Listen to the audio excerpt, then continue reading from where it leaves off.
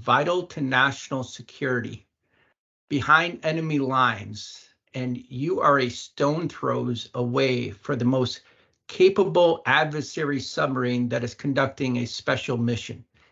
And he doesn't know you're there. You're in their backyard, and all you have is visible is a periscope rays watching all that military activity. And the environment is saturated with other adversary warships in the area, and they have no idea you're there. This is no movie. This was me as the captain of a nuclear submarine. And so all of a sudden, I heard something breaking out of our warning systems that is indicating there was another vessel approaching the submarine.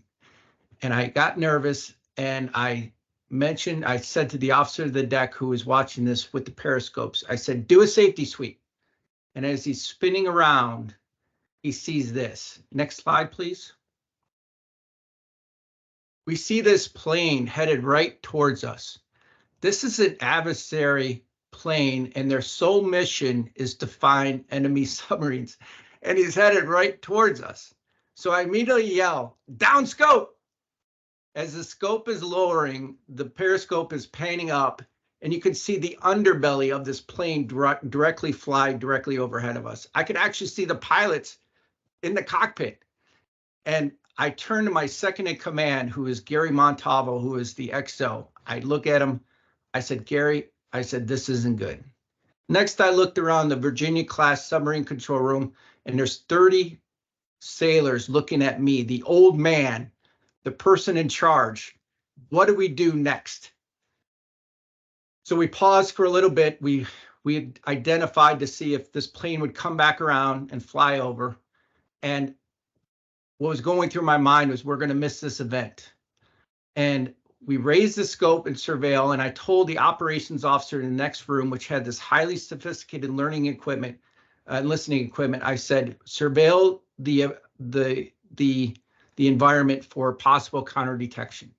About 5 minutes later, he comes in, and over the announcing circuit, he says, firecracker, firecracker, firecracker.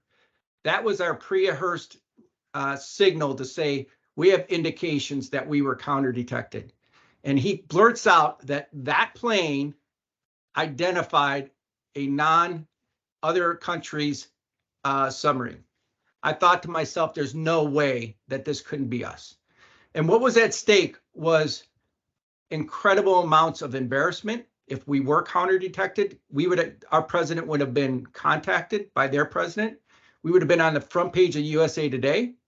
But if we were wrong, the cost of a Virginia-class nuclear submarine is over $2 billion. And if you add up the cost of all the maintenance, the people, the supplies, we're talking about this one decision on how long it took us to get here for national security. And if we would have went deep, this would have cost the taxpayers over $100 million. So there was a lot at stake at this one moment. Do we go deep and get out of there, or do we stay and just possibly wait longer that they can bring in more assets and make the situation worse? I made up my decision as the captain that I had a 99% probability that they had us. I was about to announce as the captain, all ahead standard, left full rudder, make your depth 400 feet. This is the captain. I have the con. We are aborting this mission. As I'm about to speak these words, my executive officer stands right in front of me without hesitation. He puts up his hand. He says, Captain. He goes, let's stick around to see if they have us. And I'm thinking, there's no possible way they don't, right? I'm thinking in my mind. But then someone else spoke up and said, that turnaround, that intelligence, there's something wrong. I don't think that they're having us. And I paused, still unsure. We waited. Seconds seemed like hours, and hours seemed like days. But we stuck around, and we found out that they didn't have us. We went from the worst submarine, if we would have made this decision, because we would have been armchair quarterback, to the best submarine. The question is, why did my executive officer have my back at the cost of his own? Why did he speak up when there was so much at stake? He could easily, if there was doubt in his mind, not said anything. Why did he speak up? That is the crux of this conversation in leadership training. And I'm going to give you the background. I will tell you what it is, and there's no doubt in my mind. Next slide. It was love. It was caring. We had a familial atmosphere, a family feeling on that submarine, that we were a family. And we didn't care what we said. If we felt there was doubt, it was complete transparency. Transparency is the act of psychological safety. Psychological safety is the act of speaking up without hesitation. If you have psychological safety, you have complete trust. You will say whatever it takes for the family to make sure that we have it right. And that's what I'm going to go through with this discussion. And where did I learn this? And it's more to follow. So where did I learn this from? Next slide. So as a child, I want to bring you back all the way to 1944. This is a picture of my father. If you can see him there, he's hugging that dog. And in 1944, he was 3 years old. And he used to hug that dog like he used to hug me. I remember him shaking me like that, right? Just complete love. And I did research as I'm coming out with my leadership book in June. And his mother, 4 days after this picture was taken, died giving childbirth to his sister. And he was put in an orphanage for 8 years because his father couldn't take care of him. So on that day, he lost his entire family. And he was put in an orphanage for 8 years. So fast forward in 1969, when I was born, he treated me like I was the most precious thing to me, to the world, because his family was taken away from him. And there was multiple instances where he treated me with agape, unconditional love. And I learned it from there. And in 1998, when I was in the Navy going to my second submarine, it was about a month before, and we were in a TAC center in Groton, Connecticut, simulating drills and shooting torpedoes. I get the tap on my shoulder, and he says, "Lieutenant Ronska, can we talk to you outside in the hallway?" And I said, "Absolutely." And he says, "I got some bad news." He says, "Your father died by suicide last night." I thought this was the worst day of my life. I thought if there was a DeLorean time machine, I wanted to go back in time to change it. I thought it was a bad dream, and it was the most horrific day of my life. But what that did for me, like my father when he lost his mother and sister and he was put in an orphanage, I was a super huge vacuum of family. I was married, happily married at the time, still married to my wonderful wife of 31 years. But I was going to go away for 7 months. I didn't have her comfort. And so it was a vacuum for family in the workplace. And I remember right after this happened, I was in the bathroom and 2 other officers came in and said, "Hey, have you heard what happened to the prospective navigator on the USS Asheville?" And he said he broke his leg. He could no longer go to this ship. The commanding officer, his name is Bruce Grooms. And he says, "I would do anything to go work for that guy again." And when you hear somebody say, "I would do anything to work for that guy again," what traits of leadership come to your mind? Is it charisma? Is it tactical vacuum?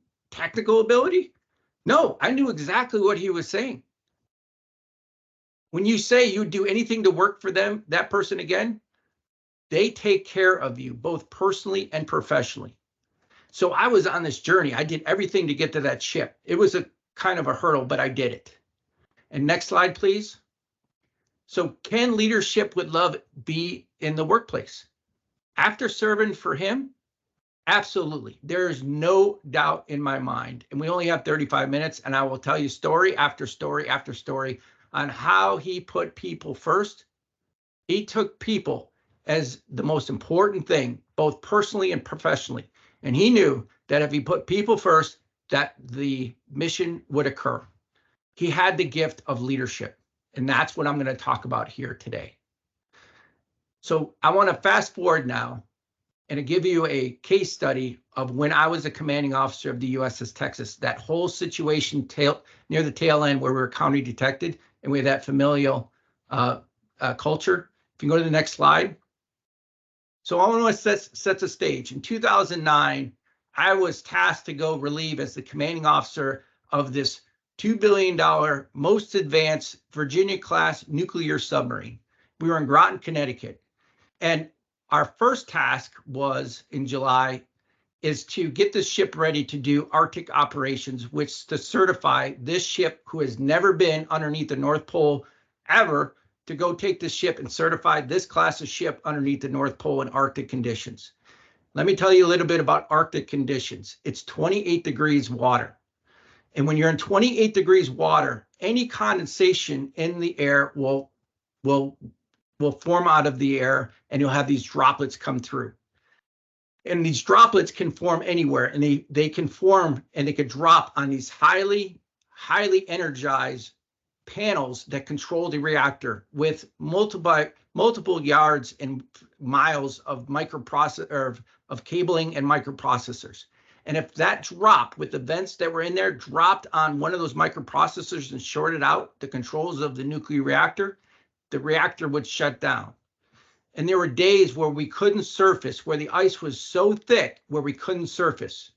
And if we lose the reactor and we can't surface to utilize our emergency diesel generator, which was relying on air, do you know what would happen to us?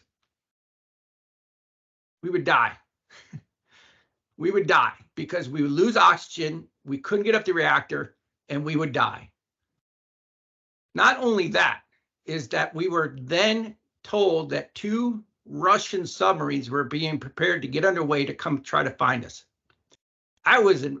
There's no way we were ready to take on submarines from Russia and to avoid them. So that was another thing that I was worried about. And to avoid the Russian submarines, they routed us through this pass where all the icebergs in the Northern Atlantic fleet come out of, and we're passing right by there. The same iceberg factory was the same iceberg that came from sinking the Titanic. And you can't hear icebergs. The only way you can see icebergs is if you go active sonar. And you know who likes active sonar? The Russian submarines. So we were in a no-win situation. But these 3 things of going under the North Pole, worrying about the reactor, worrying about the Russians, worrying about icebergs, this was the least of my worries. Do you know what the major concern of my worries were? Next slide. Next slide. Was the morale and culture of the crew. We had the lowest morale, lowest retention. We were the worst submarine in the squadron. We almost failed a major engineering inspection before I got there. The opposite of love was apathy. There was just so much apathy, and we were fighting issue after issue. It was like playing whack-a-mole. So I said, I'm done playing whack-a-mole. The lives of this crew are in my hands. We need to do something. And so I leveraged my leadership with love and previous experience. And what did I do? Next slide. Next slide. I instituted this crew top 3. After the last major issue that came up, I mustered the crew topside. I said, what are your top 3 concerns? I said, all I care that you do is put your name at the top, and here's 1, 2, and 3. I said, if you have no concerns, I said, just put your name at the top. Take 2 seconds or 5 seconds to write your name, submit it. I just care if I get 100%. But I said, if you have any concerns, please let me know. I need to know what is your pebble in your shoe and what is bothering you. About 2 hours later, I get a stack of these crew top 3s. It's about that thick. One of them, I'll give you one of many. One of them is that there wasn't sufficient number of computers on the ship. Everything on this new advanced Virginia class works off of computers. It's something out of Star Trek. If you want to do work controls, you want technical documents, you want to study, everything needs a computer. And what I found is that half of the computers were broken, and there was a significant block. They didn't have computers. And what this resulted in, on average, it took about 2 hours of extra time per crew member per day where they couldn't spend time with their family to go home. And yet some of them were coming in after hours to get additional study, and they couldn't study. And about half of them would just sit there and do nothing. You talk about punitive. And so I immediately saw that, and I immediately went up to squadron within 2 minutes and other ships, and we got the number of computers that were necessary. I then mustered the crew topside again. You hear Texas report topside. And as the crews were going up there, you could see they were slumped, you know, the beatings will continue until morale increases. You heard that saying before, morale increases when the beatings stop. And I looked at them. They were ready to be basically yelled at again. I was only there for 2 weeks. Loved them. They didn't know me. And you know what I said to them? What was the first thing I said to them when I was in front of them? As they're looking down, they're not prepared of what I was going to say. What would you say? Next slide. I am so sorry.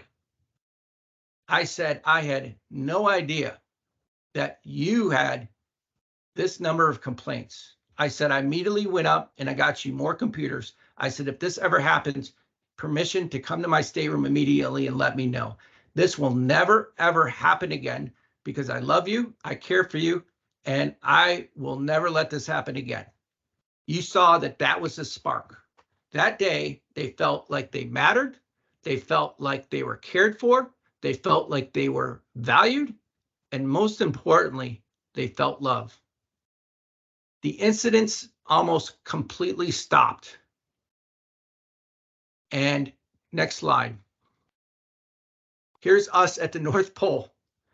We successfully went to the North Pole, certified this submarine for the first time underneath the Arctic condition. I guarantee you we would have never got there if I didn't address the culture. And you know what happened in a year and a half? The results followed.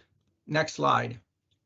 We were the number ship in the squadron of 10 nuclear fast attack submarines. 10, right? We were the first best one ranked. We had the highest retention in the Pacific Fleet for 2 years in a row. We had the worst in a year and a half ago. And we scored the highest possible grade on that engineering inspection. There's only 3% of the submarines that get that high of a grade, and we did it. I am not the best tactician. I am not the most charismatic. I am not the best submariner. What I am is that I led with love, and I learned it from grooms, and you can learn that too. What do you think after I left, about 2 years or 2.5 years at the end of my career? What do you think the number one complaint was on the ship? It was no longer computers. It was no longer unjust working conditions. What do you think the number one complaint was? Next slide. There wasn't a sufficient variety of hot sauces on the cafeteria. That was the number one complaint. And if you get to that point where that is the number one complaint, you're doing something great. So the key thing is, McKinsey came out in 2021, and they showed what was the number one reason why people were leaving. It's because they didn't feel valued. They didn't feel loved. As you as leaders, love is the most important and powerful tool that you can give. Next, I'm going to talk about what it is, right? Next slide. So Mr. Rogers. So I've been on this journey to find the holy grail of leadership. Leadership has been studied since 400 BC, right? And if you look at the number of definitions of leadership to the number of people studying leadership to articles on leadership or theories, it's unbelievable, which means there's no definition of leadership. But if you really distill the common denominator, if you want to know the bookends to become really successful as a leader, it's love first and then success. Love and success, always in that order. It's that simple and that difficult. So let me put this in context. If I were to put the mission first, we would have never got the success that we wanted. You would think that's what you want as a leader. You put the mission first. No, you have to start with the people. The people are the most important. If you take care of your people, both personally and professionally, they will take care of the mission. It's the same thing in healthcare.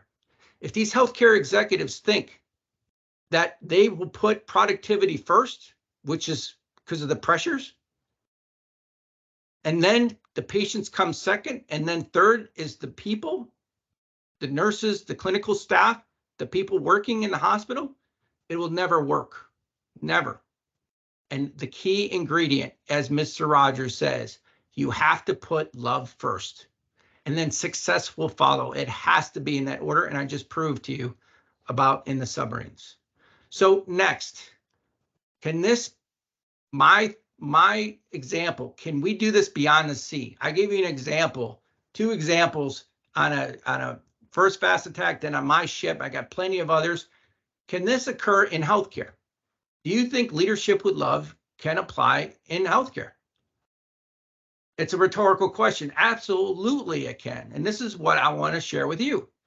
So next slide. What do you think is the #1 cause of death, right? Heart disease, then cancer, medical errors. A lot of people don't talk about this, right? This is as of 2018, right? But the problem is with transparency, we don't really know that number, but we can pretty much guarantee that it's up there. What causes these medical errors? But first, I want to put this in perspective. 250,000 people per year. I want you to picture this. Next slide. That's equivalent to 2.5 Michigan-filled stadiums with people that go into the hospital system that shouldn't die. These are not people with 70 or 80-year-old people that are going in with multiple issues like comorbidity. These are people that shouldn't have died in the hospital. And if you look at that number, it is just phenomenal.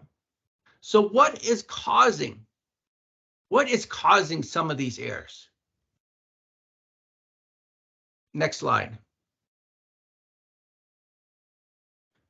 Burnout, which directly affects to wellness.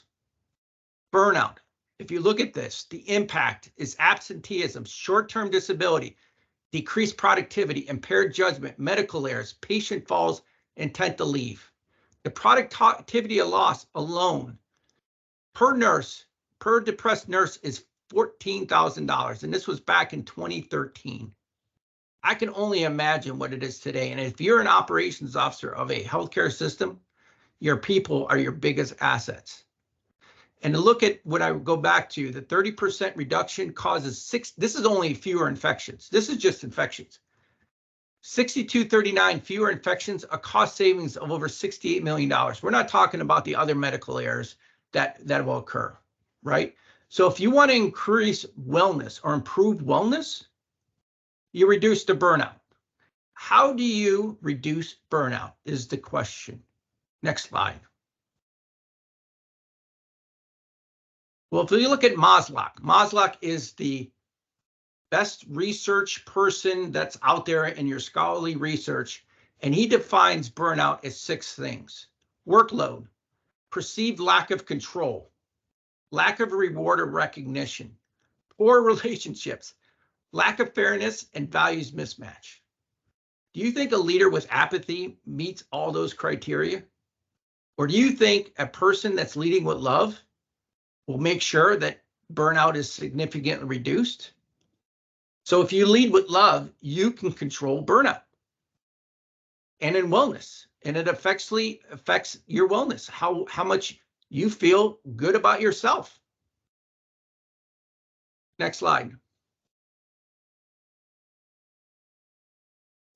So I want to give you a story where I saw this, and it was and Malik, you'll appreciate this. This is at one of the Advent Health hospitals in the system. And I had access, and I was in charge of all the burnout scores throughout the entire hospital system. And this is during the height of COVID. And I noticed one hospital, I'm not going to mention, had significantly lower burnout scores than other hospitals. And their first year retention for nurses was almost 100% compared to 20, 30%, 50% for other hospitals. I said, I need to find out what is going on at this hospital. So one of the things that happened, and I'll really share this, obviously, of this love in this hospital system, there was a COVID nurse that obviously you can tell a COVID nurse how they dressed out and so forth. She posted something to a communication board that says, every time the elevator opens, people don't want to get in the elevator with me because I'm a COVID nurse. When I walk down the hall, people will turn the other way so they don't have to walk past me. When I'm eating lunch, no one wants to eat lunch with me because they're concerned about getting COVID. And she says, this is already way harder than it needs to be. I don't need my family at work to treat me like a leper. And so what they did is the next morning, all the doctors and hospital staff went to that COVID unit with all those nurses, and they gave them gifts and thank you. And they videotaped it, and it got broadcasted throughout the entire hospital. That day, that culture and how they treated COVID nurses changed overnight. Do you think that hospital led with love? Absolutely. And next, I'm going to show you some key ingredients of why that is, right? Did they have success? Absolutely. So again, love and success, always in that order. And you can see the results by playing that out. So next slide. So we don't have time to go over all this, but the bookends is love and success, right? And if you really want to get into what is it you have to do in the bookends, right? You have to start with love. That's non-negotiable. You have to lead with love. And then it's trust, standards, and purpose, right? And this is the intricate details or the engine that drives that success from love. Just having love is not going to get you to the success. You need some practical application to get you there. And what I have found, these three components of trust, standards, and purpose will get you there. Trust is defined as following up your words with actions, right? Just like my crew top three. Just like that nurse that brought up those issues. Do you think that nurse would have brought up those issues of the culture of COVID if she didn't think her hospital would have done anything?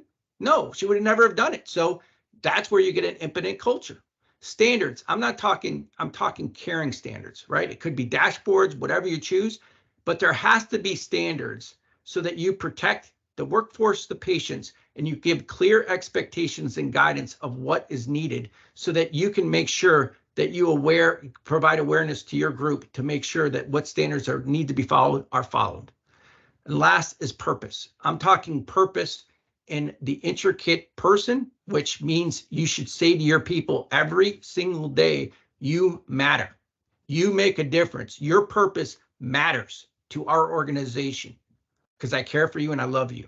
The other purpose is, what is the purpose of the organization? There is a micro and a macro purpose that we can discuss. And once you get all these and you sprinkle it in with love, you're going to be one of the greatest leaders of all time. There's no doubt in my mind. And it's like going to the gym, right? If you go to the gym, you won't see results tomorrow. You won't see results in a week. But if you practice this with a game plan, like a workout schedule, just like leadership, and you do it for a month, you're going to start to see it. In about a year and a half, like I did, you're going to get outstanding results. So the next thing, success. What is the definition of success? Right? We talked about with Mr. Rogers, love and then success. What is success? I want you to think about that for a second. What is success?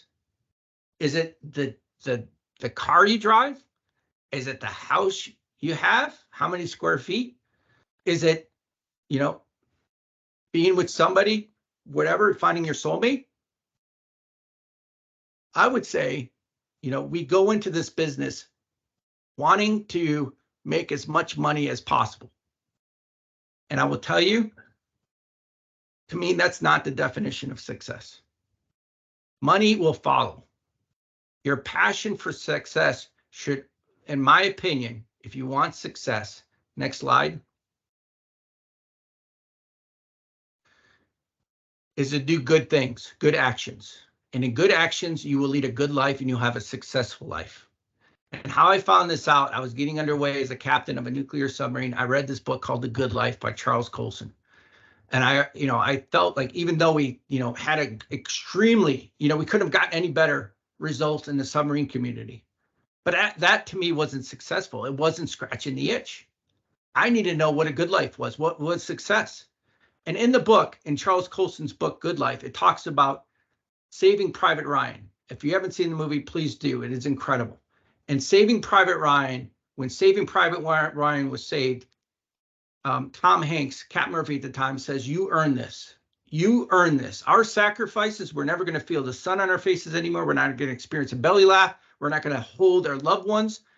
We are sacrificing our lives, which is the most precious thing that we can offer anybody, to you. So do me a favor. Don't squander this. Go out and do good like we did for you to others. Now, fast forward when Private Ryan was old, he's in front of the grave, and he speaks to the grave and he says, I hope I exceeded your expectations, which he meant, I hope I exceeded your expectations, that I did enough good in this world because of your sacrifices. And then he turns to his wife. And you know what he asks his wife? She asked him, did I lead a good life? To confirm that he did enough good actions. So if you want success, lead with love. Do good upon others. And how I found this out, if you can go to the next slide. When I was a captain, by leading with love, and you could do the same, crew members would come up to me and bring me problems. And when they brought me problems, that was a sign of a great culture. I got to know everybody on that ship, and one of them was this gentleman in this picture. His name was Petty Officer Jared Mankins. We overlapped for like 8 months on the Texas. I went away for 4 years to other duty stations. He still was on the Texas. This is about a 5-year tour. And I came back to Pearl Harbor. I was in Submarine Squadron 7 as the Commodore in charge of 10 nuclear submarines. He was still on the Texas in a different squadron, Squadron 1. He wasn't even in my chain of command. It's like operating at a different hospital. And he comes up to me and he sees me after 4.5 years like it was yesterday. He says, Cat Roska, how are you? Great to see you. And I says, how's your wife, Amber? How are you? Great to see you. He says, do you mind if I stop by your office later today? I says, absolutely. It's been 4.5 years. So he sits down, he says, my wife and Amber and I have been trying to get pregnant for 2 years. And he says, we finally, after a year, got on the waiting list and got approved to go get infertility treatments up at the Pink Hospital, up at Tripler Hospital. I almost stood up and I hugged him. I said, oh, that's wonderful. I'm so happy for you. He says, there's one problem. He says, I told the person that was supposed to place me, he said, I have this infertility treatment that we were waiting for a year to start in July. And my orders to leave the island to go to a nuclear placement job was I was supposed to leave in October. And he says, no problem, I'm not going to change it. He says, I get back from deployment in May, like literally 2 weeks ago. He now has orders leaving in June, which means he can't go get these infertility treatments. And he knew this. He went to his engineer, his XO, his CO, his Commodore. No one wanted to help him. And when we went to the person placing him, he said, you told me that you would leave me in October. Let me tell you, he says, suck it up, Buttercup. Try harder like I did. They're orders. You're in the Navy, just suck it up. And I immediately said to him, I said, you give me that guy's number. I said, I'm going to call him right now. And I said, hey, shipmate, I said, this is not how we treat people in our Navy. We treat people with family. We treat them with love. I said, you're going to change these orders back to October. I said, that's a direct order. I said, if you don't, I says, have your CEO call me. And I said, if not, I'm going to go to Naval Reactors and I'm going to say how unjust this is. And yes, sir. Yes, sir. The phone call took about 20 seconds.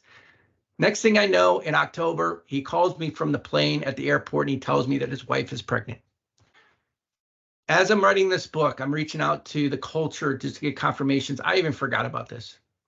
He sends me a picture. This is the picture he sent me. He says, Sweet Caroline wouldn't have been here today. He says, you and God are the only reasons why she's here today, right? I'm not God.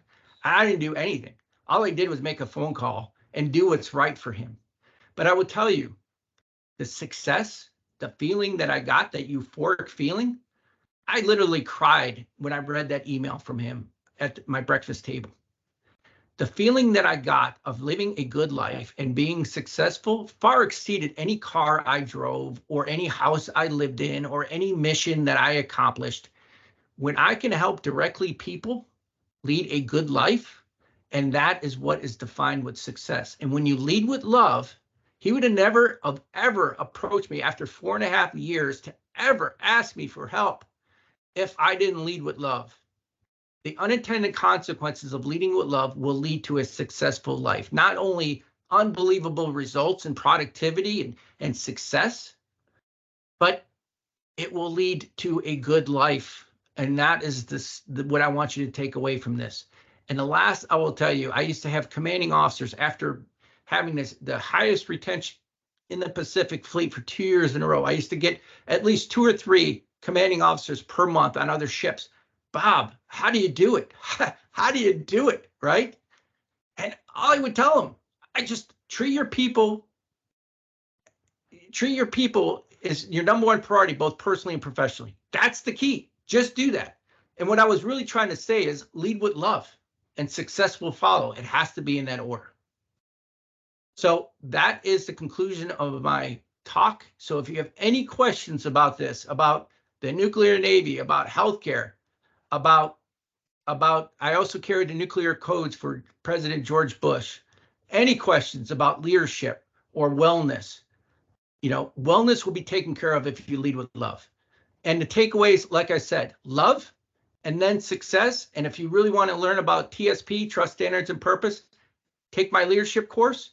And then knowing that if you want to lead a good life, don't concentrate on how much money you're going to make. It will come. Concentrate how much good you can do for others. That is the key to success. So those are my takeaways. So please open up to questions, and I'm happy to answer anything. And just an honor and privilege to pay it forward. You all are doing me a favor because you are the future leaders of our great nation. And I am just such privileged and honored to do this. And any student will tell you that that is my purpose of why I'm teaching. So thank you for your time. Open up to any questions. So Caitlin, over to you, and any questions you like to ask in the chat, or take yourself off mute.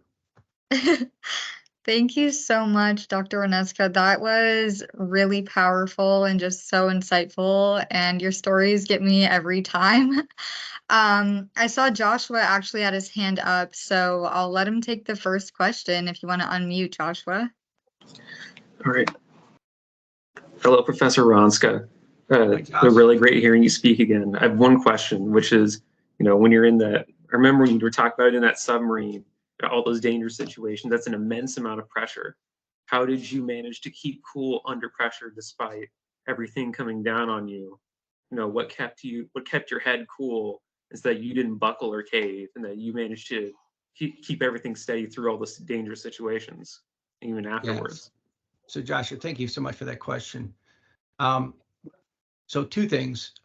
One is that it was a love. I knew if I buckled and I couldn't perform for the crew, that they were relying on me, I was the most experienced person, then I would let them down. So my adrenaline kicked in. I knew it was a terrible situation. How you feel that fear going up the back of your spine. I felt that. I knew that this was not good. It was not good at all. I was worried that, I'll give you an example. I was on another ship about 3 years ago, and I was talking to a Navy SEAL. Navy SEAL was behind enemy lines, and they were watching some operations from another country. And as you know, SEALs can camouflage pretty well. And he's saying to me, Bob, we were hunkered down watching them, and this one soldier from another country just looked in my area or my way a little bit too long than he should have. And, he got in his truck and left. And I'm thinking, I got to move. It was just too long. It was just not right. And he says the probability of him seeing him was almost 0, but he just didn't want to take any chances. They moved down about 100 yards because they were concerned that they were, found out. About 20 minutes later, after they moved down, the same truck pulled up, now with 10 people. They pulled out AK-47s and they just sprayed the area that they were just in. So that was going through my mind, that I needed to protect the crew to get out of there. I was worried that they were already bringing in reinforcements, that they would have forced me to surface. They would have taken pictures, made me I would have been on the news of, this submarine got counter detected by another country, and posted my picture up there along with letting down the entire crew. There was so much at stake. But what drove me to be, confident, and what gave me the strength was my crew and the leadership with love. Gary, my XO, he should have never have spoke up underneath those circumstances. If I were to play around that scenario again and again 100 times, I would have made the same decision. But because I had backup, people to speak up, the same thing in healthcare, that was what gave me the strength to be able to not fold under pressure. And the second thing is that I get questions is, I've seen in healthcare now for 5 years, and some of the physicians say, well, nuclear submarine is different than a, operating room. When you're operating on a patient or human being, it's so much more complex. I completely disagree. Not only was I in charge of a nuclear reactor, but I was in charge of situations like this with so many unknowns. I would say that unknown of going against something that I've never gone against before or in that situation is more complex than operating on a human body, even though there's so many other variables. So I hope that answered your question, Josh, and it was a really great question. So thank you for that. Any other questions that anyone else has?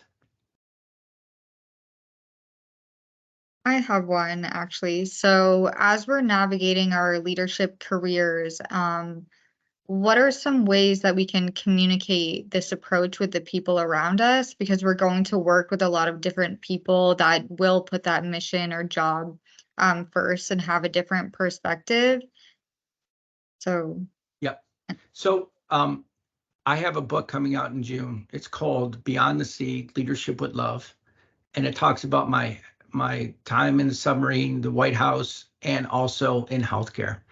And we are going to give specific examples. It's like going to the gym. When you go to the gym, you do your, chest, back, legs, and, cardio. So we're going to develop a game plan that really, it's not prescriptive where it'll give you guidance, but you need what it's also there is every day you should go in and lead with love, hear what their concerns are.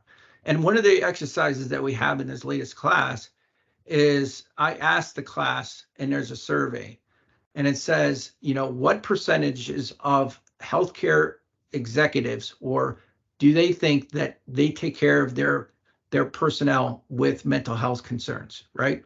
Then they surveyed the actual employers. What percentage of the employers think that their employer takes care of their mental health needs, right? And the results are 78% of executives think that they take care of their employees, but only 25% of the employers think that they take care of their mental health needs. Then the next slide talks about, what are the causes? Is it access to mental health? Is it stigma? Is it this? And we go around the room and we talk about it, right? And the exercise of that going around is it doesn't matter what the reason is, just like the crew top 3. If you tell me that you don't think that you can get access to mental health, or your barrier is because it's too costly, or if it's the stigma, or if it's the access, it doesn't matter. What you do is if you say that this is it, and as a leader, you do something about it. Like, for example, Caitlin, I'll use it. If you came to me and said, I can't get access to mental health care because I'm worried about a stigma. Well, Caitlin, thank you so much for letting me know. I'm going to get a toolkit for the CEO to talk to the entire employers. That is great recommendation, and that is great feedback to help others. How does that make you feel? It makes you feel like you're valued. Your voice is heard, just like the burnout. It's going to reduce your burnout. So these are the things. It doesn't matter what the survey was, right? It's how you act and how you care when you do have a concern, and what concerns do you look at, like the crew top 3. It's as simple as that. Just do a crew top 3 and figure out what are the top concerns of your people that you lead, and then address those. And even if you can't, don't feel overwhelmed that you can get everything. Get a long-term plan, right? As long as they know you're working on it, they're going to feel valued and cared for. It's when you don't address their concerns at all that they're going to leave, and they're going to have increased burnout. That is a sign of apathy. That is not leading with love. And that is one of the tools that you can use. I hope that helps. Thank you. And I don't have access to the chat because I'm screen sharing. Malik, Kiara, is there anything coming through? Nothing question-wise, just saying thank you to our professor here. So thank you again. I actually did have a comment / question as well for you. So as of right now, I'm currently studying as a Florida Army National Guard first lieutenant promotable to captain this year. So it is very exciting that you brought up Tripler, because that's where my family was stationed and that's where I did some time over there. So it was always amazing to know somebody's over there, as well as facing leadership, especially as a medical service officer. I understand where it could get a little hectic, especially during the pandemic. I thought it was a funny point that you brought up the fact about the hot sauce, because Malik, we're during basic, actually losing you. can you hear me better now? Yeah, we can hear Yes. you. Okay, sorry. Yeah, so I was saying I thought it was a fun fact, and I'll get to my question in a second, but how you brought up the hot sauce, because that's exactly what got us through, basic training and any kind of AIT training events, stuff like that, because that was like a morale killer if there wasn't. But I guess my leadership style, a lot of it stems from the military. So my question is for you is, how do you help separate the military from the civilian side in terms of leadership? A lot of times in military where you're kind of taught the lack of empathy as a leader, or trying to, just get through the mission. How do you separate that to kind of cultivate your mind to reflect, the civilian lifestyle? Not everybody understands what you've been through or what you've had to do in the split decision. Yeah, well, great question, Malik. And so just to reiterate, I think there's really not that much of a difference between the military and healthcare. And I would say the healthcare leaders, it's harder to be a healthcare leader than it is a military leader. And the reason is, in the nuclear force, everything is set for you. There's the same schools, everybody's trained, the procedures are the same, the protocols are the same because of the nuclear navy. Where if you go to healthcare, look how many other places you can get trained and the differences in training. And the same thing of protocols are different between each hospital. And you have so many people that are not given the same schooling or different backgrounds. And you're as a leader, you need to adjust by the type of person that you're leading. So I would say being in healthcare, and it's not an impossible task, I don't want to daunt you, but this is why this is so exciting and that you can really make a difference, is that the key is going back to, it's as simple as just do me a favor. If you really want to start moving this, right, is put out a questionnaire. Tell me your top 3 concerns. I did this at the hospital. Every quarter, I used to send an email. I'd say, tell me what your top 3 concerns were, right? And when you lead with love and you have trust, right? If there's no trust or love, they're not going to tell you what their top 3 concerns are.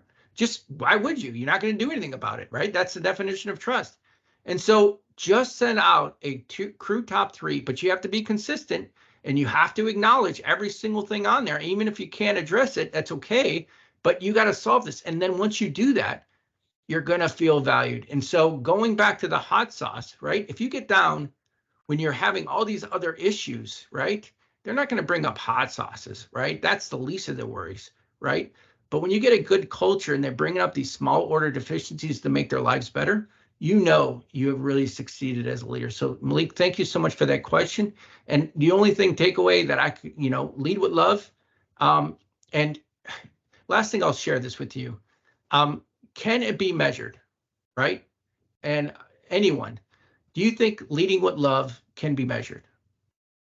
What do you think? Anyone? Yes or no? Caitlin, I see you. What do you think? I think so. If the How? people around you are happier, then to your point, they'll be more productive. They'll actually enjoy coming into work, and that can be measured maybe in intangible ways, but still measured. So I think I can measure it. I have 3 minutes left. During my dissertation, I got to know, as you all know, who had me, Dr. Grain. He is one of the world-renowned LMX relationship. He's in the book of one of the most profound leadership theorists out there. And he came up with this theory called leader-member exchange. And leader-member exchange is a theory that it doesn't measure the attributes of the leader. It doesn't measure the attributes of the follower. What it does, it measures the relationship strength between a leader and follower, right? How much love is in between those two? And one of the surveys of a 7-point Likert scale survey scale is one that really tells what love is. And one of the questions is, would you have the back of your subordinate at the cost of your own? Would you have the back of your leader at the cost of your own? And if you want to measure love in the biblical sense, it is sacrificially given of oneself to benefit the other. That is exactly saying in the scholarly world, would you have the back of your subordinate at the cost of your own? I'll give you an example. Throwing your child jumps or accidentally falls into a river, then he gets swept down, right? What does the mother do? The mother immediately jumps in to try to save the child, regardless, right? She could drown. She could also be perished. You hear it all the time. Does that mother have the back of that child at the cost of her own? Does that mother love that child? Absolutely. Well, it's the same thing in the workplace. Did Gary have my back at the cost of his own? Because if he was wrong, it would have been much worse if we stuck around. Yes, that relationship strength was unbelievably strong, and that is how you measure love. And there's a Likert scale of 7-point that gives different variables, and I know this through